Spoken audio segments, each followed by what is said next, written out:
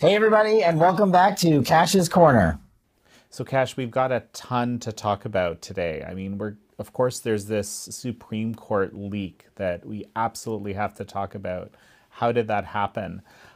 We're definitely going to talk Durham. I think we'll save that for the end, but Durham has delivered us another, and the court, frankly, has delivered us even more information to update our viewers about. But then I think we also need to talk about this Disinformation Governance Board. I mean, it figures into a lot of work that you're actually doing with Fight with Kash and so forth. And also, there's this kind of connection with DHS also to the border that we should cover. So it's going to be a big episode.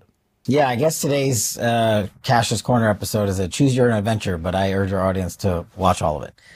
Start with the Supreme Court. Look, as a recovering lawyer who was a public defender and a terrorism prosecutor and who dealt with, rulings by the Supreme Court constantly that impacted my cases that I was trying, putting the substance of the matter to the side, my concern for our episode is the leak. How the court is structured is there's 9 justices, and each of those justices has a number of law clerks, just like most federal judges throughout the country, but the Supreme Court is the Supreme Court. So they have the best and the brightest who come in from the top law schools in the country, and they're the ones largely responsible to take direction from their respective justice to start drafting opinions on cases and matters that they've heard, and also matters that they're going to hear, and make recommendations on whether or not they should hear them. And what happens is there's a circulation of the memorandum internally at the Supreme Court. And really the only people that actually see the sum and substance of any draft memorandum are the justices and their law clerks. Now there's other folks, clerk officers and clerk staff that sort of procedurally move the paper around. And in the olden days, it was literally moving paper, but now it's just electronic. So that process has been eliminated, and there's even less people who see it, and rightfully so, because the Supreme Court's interest in keeping matters confidential until they're ready to make a final decision is of the utmost importance. They are the final arbiter in the United States of America. To me, this leak is just another example of how far, the quote unquote progressive liberal movement has come, that it's impacted and infected these top legal minds at the Supreme Court, who are serving the justices of the court.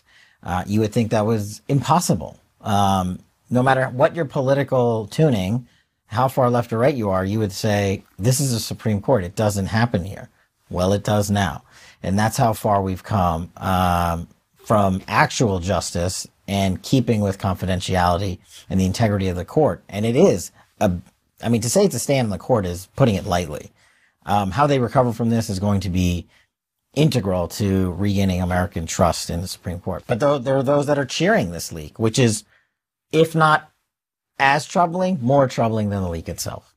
There's different theories I've heard, right? Mm-hmm. One of them is that it was a progressive law clerk, which it seems like you're sort of suggesting it might be that, but I'll get you to tell me. But another one I heard is just there's someone like one of these people who are kind of moving documents or just kind of came across this and put it out.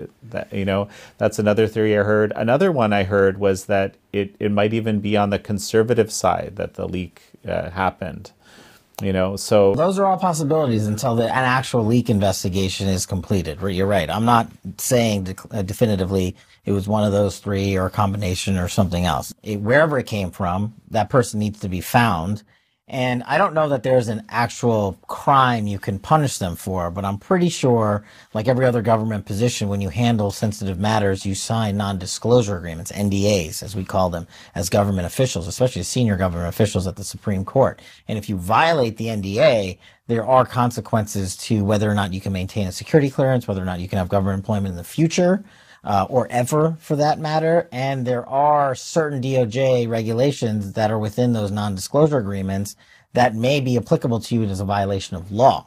So there could possibly be prosecution based on that, though it's going to be hard to prove. As you know, look, leak investigations, whether they happened during Russiagate, whether they happened during the impeachment one Ukraine fiasco, whether they happened under, matters related to Afghanistan or what have you, a lot of that involved leaks of classified information, which is To me, a leak is a leak. It's just as bad, whether it's classified or not. It's harmful to American national security interests. And this, I think, was done for political interest.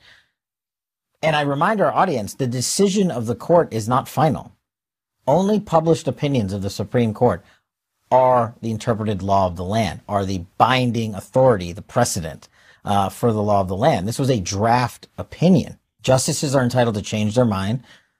Justices are entitled to draft opinions, and there's a process they undertake because they have to pick who's going to, and this is getting into the weeds a little bit, but some justices will concur entirely or concur in part, others will disagree, and they have to weed out that information because legal minds, lawyers who look to the Supreme Court will take language from all of those pleadings in one place and apply it for decades going forward. They will say, Justice so-and-so concurred in part or agreed in total and use this language, and they will use that to make their case going forward. Or this justice disagreed entirely or in part, but when he or she agreed, we want to highlight this section of the law. And so I don't know, I saw that Justice Roberts said he's ordering a leak investigation. That's great. By the marshal of the court. I mean, it's not a knock on, it's the right move to order an investigation, but the marshal of the Supreme Court doesn't have the entire capabilities of a full investigatory body or agency or group to do the technical analysis of computers and emails and see, look, this was published in Politico. That is not up for debate. It was leaked to Politico and Politico published it. So we know that. So if me as a former federal prosecutor, I would start issuing grand jury subpoenas involving these individuals to say, who have you been talking to? Who have you been communicating to? Where are emails? I'd go to the computers at the Supreme Court. You're talking about the clerks here or the journalists? Both. Okay. And then I'd go to the computers at the Supreme Court and say, okay, who has access to which computer? And I'd pull the data and I'd pull the emails and I'd pull the personal servers and the public servers. And I'd also look at their phones, both their private phones and their public phones, the government phones, and look at their messaging applications, both encrypted and non-encrypted, and start culling all that information. Because somewhere along the way, we make a daisy chain. We sort of build a flow chart that has, A connects to B connects to C, and we sort of piece that leak investigation together, and then we sort of thin the herd, and we say, okay, this is what happened. Or then we issue another grand jury subpoena for the actual person to come in and say, we have, this is our information.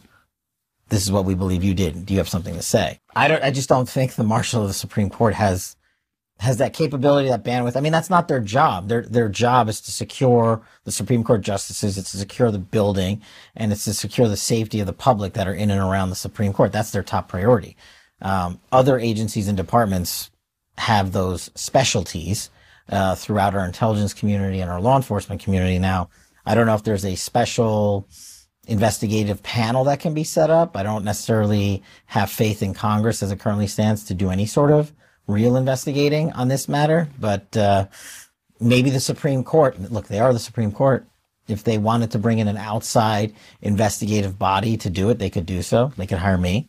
I would do it. Hopefully Chief Justice Roberts can steer this investigation with some teeth, because it's gutting our faith in our highest institution of the judiciary.